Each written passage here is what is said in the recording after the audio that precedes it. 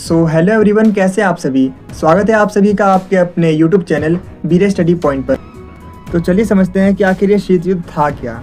तो शीत युद्ध को समझने से पहले मैं आपको सेकेंड वर्ल्ड वॉर की स्टोरी बताता हूँ, जिसके बाद शीत युद्ध शुरू हुआ था। तो मैं आपको बता दूँ कि सेकेंड वर्ल्ड वॉर जो कि शुरू हुआ था 9 सितंबर 1939 से और ये ख़त्म हुआ था 9 अगस्त 1945 में।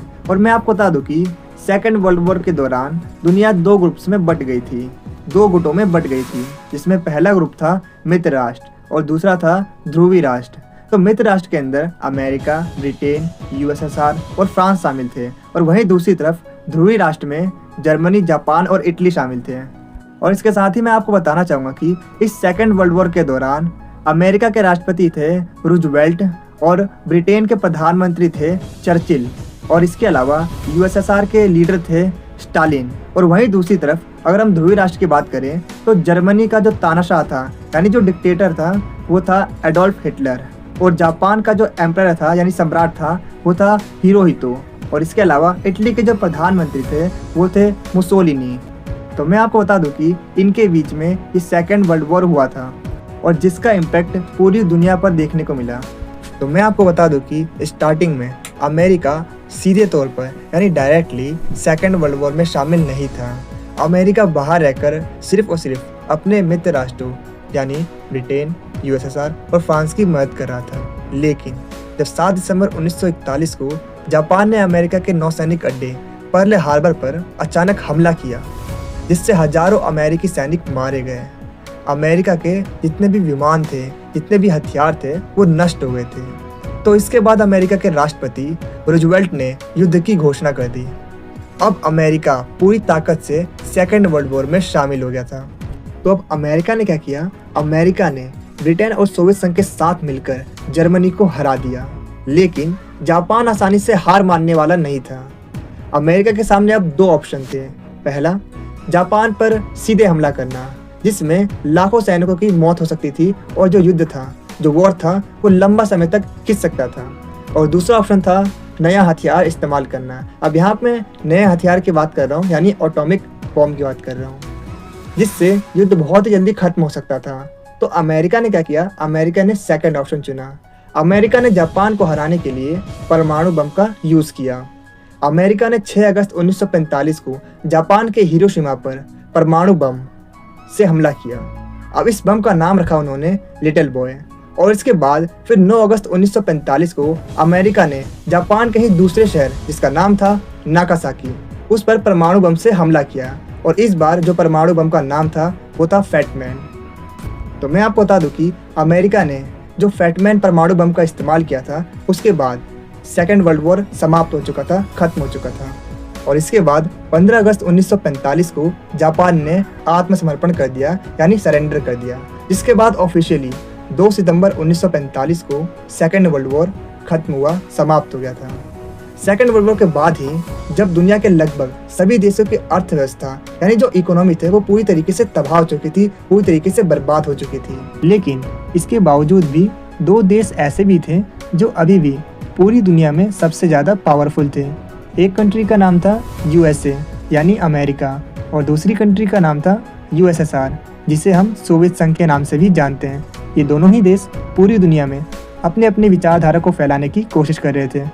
तो मैं आपको बता दूं, अमेरिका पूरी दुनिया में, पूरे वर्ल्ड में लोकतंत्र और पूंजीवादी विचारधारा फैलाना चाहता था, जबकि सोवियत संघ समाजवादी विचारधारा फैलाना चाहता था, जिसकी वजह से दोनों के बीच वैचारिक मतभेद बढ़े।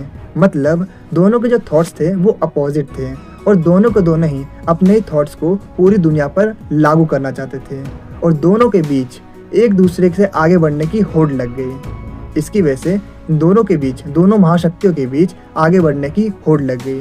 ये दोनों ही देश पूरी दुनिया में अपने अपनी विचारधारा को फैलाने की कोशिश कर रहे थे, जिसका परिणाम ये हुआ कि दुनिया के कुछ देश अमेरिका की विचारधारा से प्रभावित होकर अमेरिका के ग्रुप में शामिल हो गए। वहीं दूसरी ओर कुछ देश ऐसे भी थे जो सोवियत संघ की विचारधारा से प्रभावित होकर सोवियत संघ के ग्रुप में शामिल हो गए, और देखते ही देखते पूरी दुनिया दो हिस्सों में बंटती चली गई। आप इस वर्ल्ड मैप को देखिए। इस वर्ल्ड मैप में जो हिस्सा येलो कलर से हाईलाइट है, ये वो देश थे जो अमेरिका के सपोर्ट में थे, और जो रेड कलर से हाईलाइट है, ये वो देश थे जो सोवियत संघ के सपोर्ट में थे।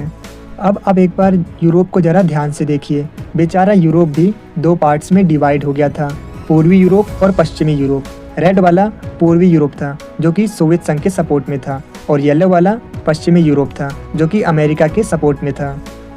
अमेरिका और सोवियत संघ दोनों ही ज़्यादा से ज़्यादा देशों को अपने साथ शामिल करना चाहते थे, इसीलिए दोनों देशों ने ग्रुप्स बनाने शुरू किए।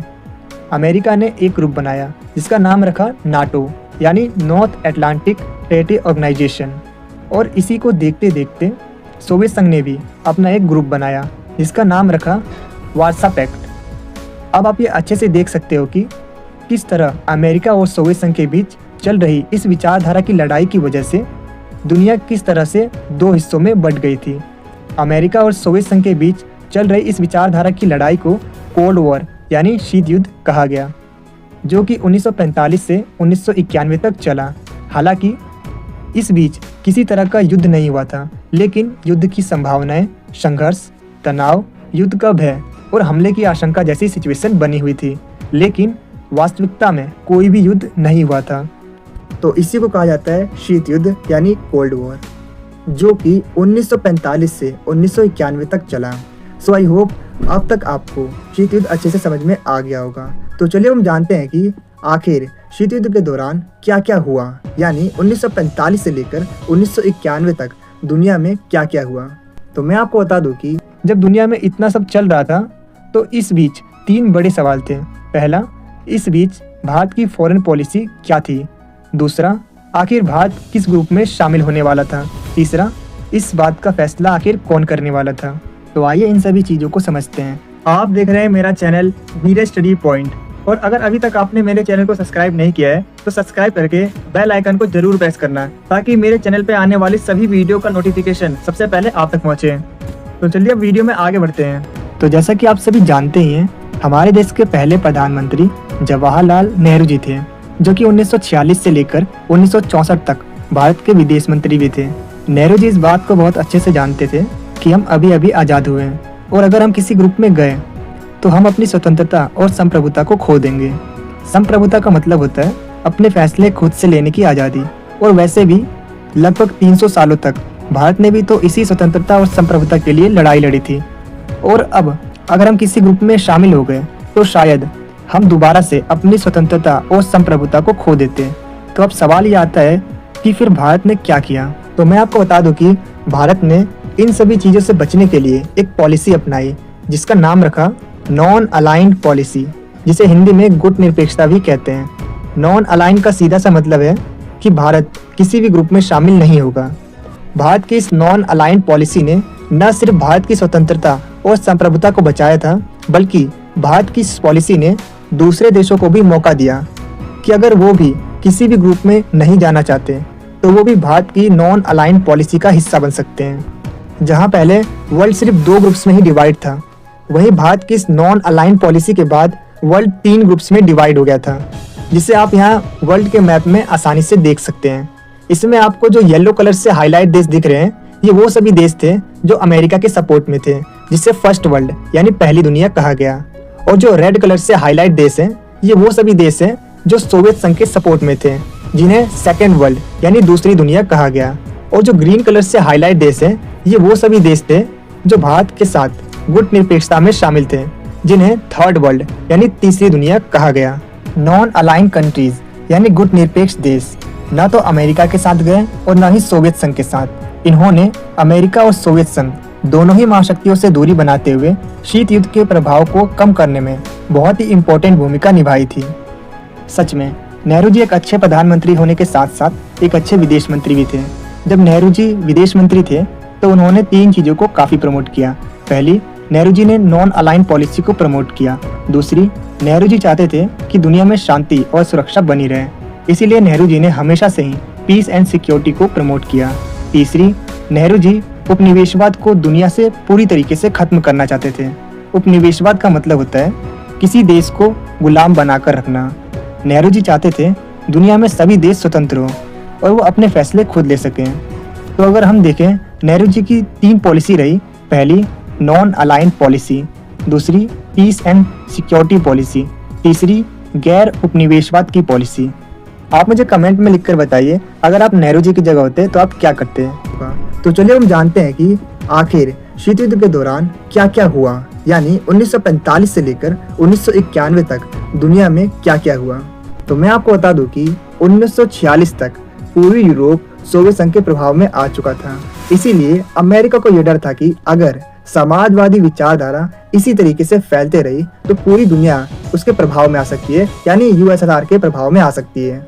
और इसी रीजन की वजह से 1947 में अमेरिका ने ट्रूमैन डॉक्ट्रिन पॉलिसी को लागू किया, जिसमें यह कहा गया कि अमेरिका हर एक उस देश की मदद करेगा जो कि कम्युनिज्म यानी साम्यवादी विचारधारा को अपने देश से हटाना चाहता है, क्योंकि अमेरिका समाजवादी विचारधारा को एक खतरा मानता था। और इसी रीजन की वजह से अमेरिका ने पश्चिमी यूरोप में मार्शल योजना शुरू की, जिसमें पश्चिमी यूरोप के देशों को आर्थिक मदद देकर उनकी इकोनॉमी को वापस रिबिल्ड किया गया, ताकि पश्चिमी यूरोप में समाजवाद ना फैले और पश्चिमी यूरोप अमेरिका के सपोर्ट में हो। तो मैं आपको बता दूं कि शीत युद्ध में अमेरिका और सोवियत संघ आपस में तो नहीं लड़े, लेकिन उन्होंने अपनी इस विचारधारा को फैलाने के लिए दूसरे देशों के बीच आपस में लड़ाई करवा दी। और इन दोनों की विचारधारा की लड़ाई ने कई सारे देशों को तोड़ दिया था। तो इसका बेस्ट एग्जाम्पल है कोरिया। तो मैं आपको बता दूं कि अमेरिका और सोवियत संघ के बीच चल रहे इस शीत युद्ध ने कोरिया को 2 देशों में तोड़ दिया था। तो चलिए समझते हैं कि आखिर किस तरीके से कोरिया देश 2 देशों में टूट गया। इसमें से पहला बना उत्तर कोरिया यानी नॉर्थ कोरिया, और दूसरा बना दक्षिण कोरिया यानी साउथ कोरिया। तो मैं आपको बता दूं कि अमेरिका और सोवियत संघ दोनों में से कोई भी धीमी रेस का घोड़ा नहीं था। दोनों ही देश उन सभी देशों पर अपना प्रभाव जमाना चाहते थे जो कि अभी अभी आज़ाद हुए थे। दोनों चाहते थे कि जो भी देश अभी अभी गुलामी से आज़ाद हुए हैं वो सभी देश उनके सपोर्ट में आ जाएं और उनकी विचारधारा को अपनाएं। तो उसका बेस्ट एग्जाम्पल है कोरिया। तो मैं आपको बता दूं कि कोरिया 15 अगस्त 1945 को जापान की गुलामी से आज़ाद ही हुआ था कि अमेरिका और सोवियत संघ दोनों ही इस आज़ाद कोरिया को अपने पक्ष में करना चाहते थे। अमेरिका चाहता था कि कोरिया अमेरिका के साथ आ जाए और पूंजीवादी विचारधारा अपनाए, जबकि सोवियत संघ चाहता था कि कोरिया सोवियत संघ के साथ आए और समाजवादी विचारधारा को अपनाए। तो मैं आपको बता दूं कि अमेरिका और सोवियत संघ दोनों में से कोई भी इस मौके को अपने हाथ से गंवाना नहीं चाहता था। इसीलिए दोनों ने ही कोरिया को अपने पक्ष में करने की पूरी कोशिश की। और सबसे इंटरेस्टिंग बात यह रही कि दोनों ही कोरिया को अपने अपने पक्ष में करने में सफल रहे। कोरिया पूंजीवादी और साम्यवादी दोनों ही विचारधारा के प्रभाव में आ गया, लेकिन इसका रिजल्ट ये हुआ कि कोरिया जो कि एक देश था अब वो 2 देशों में टूट गया। उत्तर कोरिया सोवियत संघ के प्रभाव में आ गया और साम्यवादी विचारधारा को अपनाने लगा, और वहीं दक्षिण कोरिया अमेरिका के प्रभाव में आ गया और पूंजीवादी विचारधारा को अपनाने लगा। और एक ही देश में बिल्कुल अपोजिट विचारधारा की वजह से उत्तर कोरिया और दक्षिण कोरिया आपस में लड़ने लगे। 1950 में उत्तर कोरिया ने दक्षिण कोरिया पर हमला कर दिया, जिसके बाद अमेरिका ने इसमें हस्तक्षेप किया यानी इंटरफेरेंस किया और उत्तर कोरिया का विरोध किया, जबकि सोवियत संघ ने उत्तर कोरिया को सपोर्ट किया। उत्तर कोरिया और दक्षिण कोरिया के बीच ये युद्ध लगभग 3 सालों तक चला, जिसमें लाखों लोगों की जान गई और अंत में कोई भी विजेता नहीं रहा। और कोरिया अभी भी 2 देशों में बटा हुआ है, उत्तर कोरिया और दक्षिण कोरिया। ये हमें बताते हैं कि किस तरीके से अमेरिका और सोवियत संघ दोनों सुपर पावर्स सीधे आपस में नहीं लड़े, लेकिन दूसरों के जरिए लड़े। और इसी के साथ में आपको बता दूं कि शीत युद्ध के दौरान हमें ऐसे कई युद्ध देखने को मिले जिसमें अमेरिका और सोवियत संघ दोनों सुपर पावर्स सीधे आपस में नहीं लड़े, लेकिन दूसरों के जरिए लड़े। तो इसका दूसरा एग्जाम्पल है वियतनाम। तो मैं आपको बता दूं कि वियतनाम में भी कुछ ऐसा ही हुआ था। मैं आपको बताना चाहूंगा कि 2 सितंबर 1945 को वियतनाम फ्रांस की गुलामी से आज़ाद ही हुआ था कि अमेरिका और सोवियत संघ दोनों ही इस आज़ाद देश यानी वियतनाम पर अपना कब्जा करना चाहते थे, यानी इससे अपने पक्ष में करना चाहते थे। और मैं आपको बता दूं कि अमेरिका और सोवियत संघ दोनों ही ने वियतनाम को अपने पक्ष में करने की पूरी कोशिश की, जिसकी वजह से वियतनाम भी 2 हिस्सों में बट गया था। तो मैं आपको बता दूं कि वियतनाम भी कोरिया की तरह 2 देशों में बट गया था। इसमें उत्तर वियतनाम जो कि सोवियत संघ की कम्युनिस्ट विचारधारा से प्रभावित था, और वहीं दूसरी तरफ दक्षिण वियतनाम जो कि अमेरिका की पूंजीवादी विचारधारा से प्रभावित था। तो मैं आपको बता दूं कि अमेरिका ने वियतनाम में बढ़ती कम्युनिस्ट विचारधारा को रोकने के लिए बड़े पैमाने पर सेना भेजी, लेकिन अमेरिकी सैनिकों को वियतनाम के गोरिल्ला युद्ध का सामना करना पड़ा और इस युद्ध में अमेरिका को भारी नुकसान हुआ और जिसके बाद 1975 में अमेरिका को पीछे हटना पड़ा और पूरा वियतनाम कम्युनिस्ट बन गया। और ये युद्ध अमेरिका के लिए एक बहुत बड़ी हार साबित हुई और इसकी वजह से अमेरिका की जो ग्लोबल इमेज थी उसको एक बहुत बड़ा झटका लगा। इसके अलावा मैं आपको बताना चाहूँगा कि एक देश ऐसा भी था जिसे अमेरिका और सोवियत संघ दोनों ही अपने पक्ष में करना चाहते थे और दोनों की इस जिद की वजह से उस देश में एक दीवार बन गई और कुछ इस तरीके से अमेरिका और सोवियत संघ ने उस देश को एक दीवार के जरिए दो देशों में बांट दिया। जी हाँ, मैं बात कर रहा हूँ जर्मनी की। ये वही जर्मनी था जो कि सेकेंड वर्ल्ड वॉर में हार गया था, जिसे अब अमेरिका और सोवियत संघ दोनों ने ही अपने पक्ष में करना चाहा और इन दोनों ही देशों की जिद ने जर्मनी में बर्लिन शहर में एक 150 किलोमीटर से भी लंबी एक दीवार बना दी, जिसे बर्लिन की दीवार कहा गया। और इस दीवार ने जर्मनी को दो हिस्सों में बांट दिया था, पूर्वी जर्मनी जो कि सोवियत संघ के पक्ष में था और पश्चिमी जर्मनी जो कि अमेरिका के पक्ष में था। तो 1961 में जर्मनी में बनी बर्लिन की दीवार को शीत युद्ध का सबसे बड़ा प्रतीक माना जाता है और इसके साथ ही मैं आपको बता दूं कि ये दीवार 28 सालों तक खड़ी रही। हालांकि 9 नवंबर 1989 में जर्मनी की आम जनता ने इस दीवार को गिराकर जर्मनी को दोबारा से एक कर दिया था। तो ये सभी तो मैंने आपको वो सभी एग्जाम्पल्स बताए जहां अमेरिका और सोवियत संघ सीधे आपस में नहीं लड़े लेकिन दूसरों के जरिए लड़े। लेकिन मैं आपको बता दूं कि एक टाइम ऐसा भी आ गया था, एक सिचुएशन ऐसी भी बन गई थी कि जब लग रहा था कि अब दोनों सुपर पावर्स आपस में लड़ेंगे और ऐसा हुआ था 1962 में क्यूबा में, जिसे आप सभी 1962 का क्यूबा मिसाइल संकट के नाम से भी जानते हैं। तो चलिए समझते हैं कि आखिर क्या हुआ था 1962 में और क्या था ये क्यूबा मिसाइल संकट। तो मैं आपको बताना चाहूंगा कि अमेरिका से लगभग 150 किलोमीटर की दूरी पर एक देश था जिसका नाम था क्यूबा और 1959 में फिदेल कास्त्रो जो कि एक क्यूबा का क्रांतिकारी नेता था, उसने क्या किया, उसने क्यूबा को एक कम्युनिस्ट देश बना दिया। अब इससे क्या हुआ, अमेरिका काफी ज्यादा परेशान हो गया था क्योंकि क्यूबा उसके बिल्कुल पास था और कम्युनिस्ट देश यानी साम्यवादी देश बन गया था। इसीलिए 1961 में अमेरिका ने बाय ऑफ पिग्स ऑपरेशन के नाम से क्यूबा पर हमला कराने की कोशिश की ताकि क्यूबा की कम्युनिस्ट सरकार को गिराया जा सके, लेकिन अमेरिका इसमें फेल हो गया। इसके बाद फिदेल कास्त्रो ने अपनी सुरक्षा के लिए यूएसएसआर से मदद मांगी और यहीं से संकट की असली शुरुआत हुई। तो मैं आपको बता दूं कि जिसके बाद सोवियत संघ ने गुप्त रूप से क्यूबा में न्यूक्लियर मिसाइल्स भेजना शुरू किया क्योंकि सोवियत संघ को यह डर था कि कहीं अमेरिका दोबारा क्यूबा पर हमला ना करे और वहां पर पूंजीवादी सरकार ना बना दे। जिसके बाद अक्टूबर 1962 में अमेरिका के एक जासूसी विमान जिसका नाम था U-2 इसने क्यूबा के ऊपर से उड़ान भरते हुए क्यूबा में सोवियत संघ के न्यूक्लियर मिसाइल्स की तस्वीरें खींची और इन फोटोज में साफ दिख रहा था कि क्यूबा में मिसाइल लॉन्च साइट्स बन रही है। और मैं आपको बता दूं कि जैसे ही अमेरिका के राष्ट्रपति जॉन एफ कैनेडी को ये इन्फॉर्मेशन मिली, उन्होंने तुरंत अपनी टीम के साथ इमरजेंसी मीटिंग बुलाई और इसके बाद अमेरिका ने क्यूबा के चारों ओर समुद्र में अपनी नौसेना तैनात कर दी और कहा कि कोई भी सोवियत जहाज अंदर नहीं आएगा। और इसे देखकर यूएसएसआर के जो जहाज थे वो क्यूबा की ओर आगे बढ़ रहे थे, लेकिन अमेरिका के जहाज देखकर वो उधर ही रुक गए। और अगर यूएसएसआर के जहाज आगे बढ़ते तो अमेरिका हमला कर सकता था और न्यूक्लियर वॉर भी शुरू हो सकती थी। और मैं आपको बता दूं कि दोनों ही देशों ने अपने परमाणु हथियार तैयार कर लिए थे और दुनिया लिटरली वर्ल्ड वॉर थर्ड के किनारे पहुंच गई थी और ऐसा लग रहा था कि अब थर्ड वर्ल्ड वॉर होके रहेगा। लेकिन फाइनली दोनों देशों के बीच बातचीत हुई और यूएसएसआर के नेता निकिता क्रुश्चेव ने क्यूबा से मिसाइल हटाने का फैसला लिया और इसके बाद अमेरिका के राष्ट्रपति जॉन एफ कैनेडी ने ये वादा किया कि अमेरिका क्यूबा पर हमला नहीं करेगा।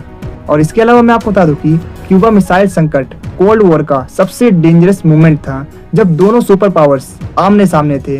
न्यूक्लियर वॉर बस एकदम एक कदम दूरी पर था, लेकिन आखिरी समय में समझदारी से दुनिया बच गई।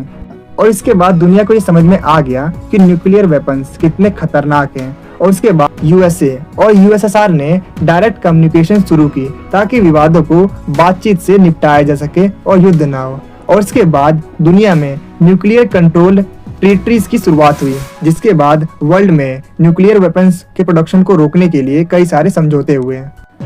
और इसके साथ ही मैं आपको बता दूं कि 1970 के दशक में शीत युद्ध की एक और प्रसिद्ध घटना होती है, जो कि है सोवियत संघ का अफगानिस्तान में इंटरफेरेंस, जिसे सोवियत संघ की सबसे बड़ी मिस्टेक मानी जाती है, क्योंकि इसके बाद ही सोवियत संघ का विघटन हो गया था। तो चलिए हम समझते हैं कि आखिर क्या हुआ था 1970 के दशक में अफगानिस्तान में। तो मैं आपको बता दूं कि 1978 में अफगानिस्तान में एक कम्युनिस्ट सरकार आई, जिसे यूएसएसआर का समर्थन था, जिसे यूएसएसआर का सपोर्ट था। लेकिन समस्या ये थी कि अफगानिस्तान की जनता को कम्युनिस्ट नीतियां पसंद नहीं आई, और जिसकी वजह से अफगानिस्तान की जनता कम्युनिस्ट को हटाना चाहती थी, और इसी की वजह से अफगानिस्तान में विद्रोह शुरू हो गया, और जिसकी वजह से अफगानिस्तान में कम्युनिस्ट सरकार कमजोर होने लगी। और कम्युनिस्ट सरकार को बचाने के लिए सोवियत संघ ने 1979 में अपनी सेना भेजी, क्योंकि सोवियत संघ को यह डर था कि अगर अफगानिस्तान में कम्युनिस्ट सरकार गिर गई तो इससे यूएसएसआर की जो इंटरनेशनल इमेज है उसको काफी ज्यादा झटका लगेगा। और इसी रीजन की वजह से सोवियत संघ ने अपनी सेना को भेजकर सिचुएशन को संभालने की कोशिश की, ताकि अफगानिस्तान में कम्युनिस्ट सरकार बनी रहे।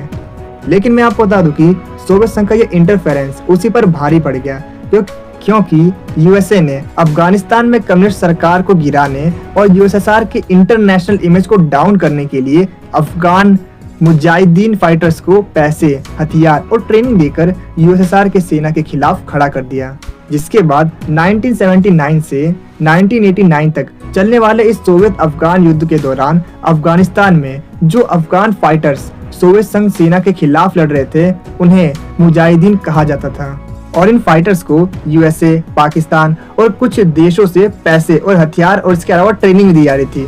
और इसकी वजह से ये फाइटर्स काफी मजबूत हो गए और आखिरकार सोवियत संघ को पीछे हटाने पर मजबूर कर दिया, क्योंकि जैसे जैसे सोवियत अफगान युद्ध के साल बीतते जा रहे थे, युद्ध लंबा और खर्चीला होता जा रहा था, और इस युद्ध में हजारों सोवियत सैनिक मारे गए और अरबों रुपए खर्च हुए।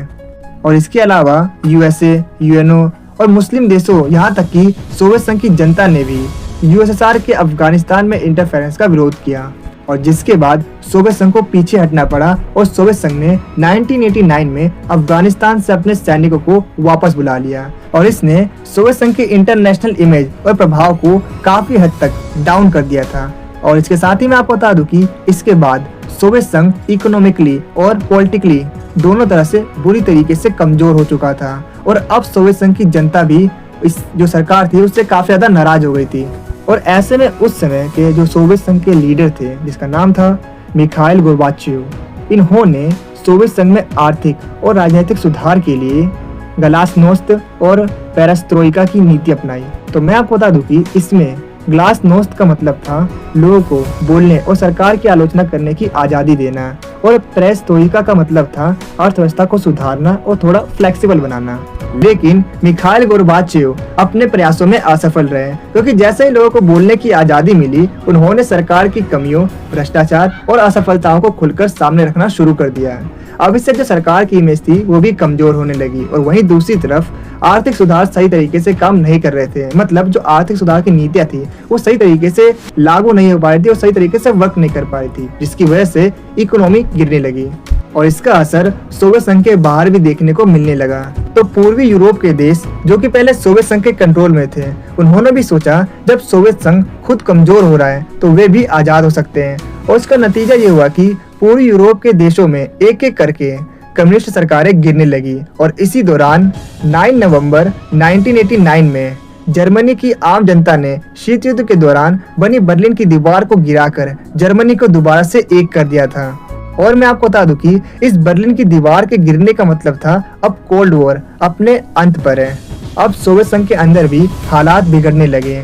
अलग अलग गणराज्य जैसे रूस, यूक्रेन, इन्होंने कहा कि अब वो स्वतंत्र होना चाहते हैं, और मैं आपको बता दूं कि सोवियत सरकार इतनी कमजोर हो चुकी थी कि अब वो उन्हें रोक नहीं पाई और आखिरकार 1991 में सोवियत संघ का पतन हो गया और सोवियत संघ 15 अलग अलग देशों में टूट गया, जिसके बाद 1945 से चले आ रहे इस शीत युद्ध का अंत सोवियत संघ के 15 अलग अलग देशों में टूटने के साथ हुआ और जिसके बाद दुनिया में सिर्फ एक ही महाशक्ति बची जो कि थी अमेरिका। और यहीं से दो ध्रुवीय विश्व का अंत हुआ और एक ध्रुवीय विश्व का शुरुआत हुआ और जिसके बाद पूरी दुनिया में, पूरे वर्ल्ड में सिर्फ अमेरिका का ही प्रभाव बना रहा। तो ये थी शीत युद्ध के स्टार्टिंग से लेकर उसके एंड तक की पूरी कहानी। सो आई होप आप सभी को ये अच्छा लगा होगा। अगर आपको ये वीडियो अच्छी लग रही है तो आप इसे लाइक, शेयर और कमेंट जरूर करें, क्योंकि जब आप लाइक करते हो तो हमें मोटिवेशन मिलता है ऐसी और बहुत सी वीडियोस बनाने के लिए। और जब आप वीडियो को शेयर करते हो तो जैसे कि आपको पता ही होगा, नॉलेज बांटने से बढ़ती है। और जब आप हमारी वीडियो पर कमेंट करते हो तो हमें ये पता चलता है कि हम अपनी वीडियो में और क्या इम्प्रूव कर सकते हैं। और मैं आपको बता दूं कि 5 मिनट की वीडियो को बनाने में काफ़ी मेहनत और 1 से 2 घंटे का समय लगता है। तो आप हमारी वीडियो को लाइक, शेयर और कमेंट जरूर करें ताकि हम आपके लिए ऐसी ही और वीडियोस को ला सकें। और कमेंट में ये जरूर बताना कि आपको नेक्स्ट वीडियो किस टॉपिक पर चाहिए। तो आज की वीडियो से इतने ही, मिलते हैं आपसे अगली वीडियो में। Thanks for watching this video.